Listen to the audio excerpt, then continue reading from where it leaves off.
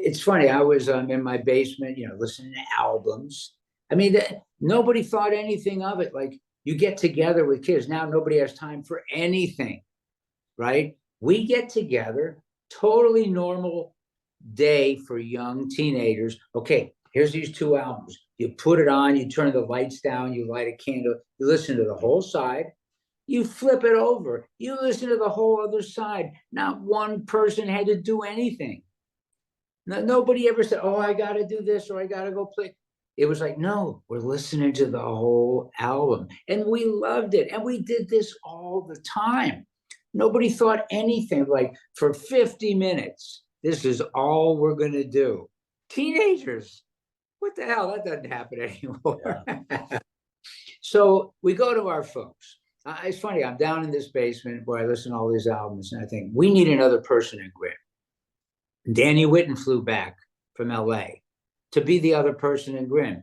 To our sadness and horror, at that point, Danny was so down with drugs and alcohol. We realized, I mean, he was still kind of singing okay, but he couldn't handle it. We were playing a lot and touring, and we realized tragically, my dear friend Danny Whitten, who made the great Crazy Horse album with us and Jack Nicholson producing, was not physically up to the job of being in Grin. Okay, who's next? One day, just being a nutty kid, I'm in the basement. I called Neil's office and get Stephen Still's number. I call Stephen. Hey, Stephen, it's Nils, because I knew them through Neil. Crosby, Stills, Nash and Young through Neil. Oh, hey, Nils, how you doing? I didn't know him well, but he knew me. I got this great little band, Grin, and we really need a fourth member. And we really love you. You're so great. Hey, what do you think about joining my band, Grin? Oh, love that. And Stephen, who's famous for, I mean, his own description would be sometimes he can be kind of an abrasive ass. I mean, he could have just ripped me to shreds, but he didn't. He said, well, Nils, I'm not going to come to Maryland and be in your little three-piece band. I'm down in Florida, Biscayne Bay, working at Criterion Studios, making my second solo album with a big band. Why don't you come down and play with us for a month? So here I go, play with Stephen on his second album. And that was a beautiful experience, to be working with him. The sessions wouldn't start till midnight. We'd play all through the day, go back when the sun's up, this beautiful rental house on Biscayne Bay.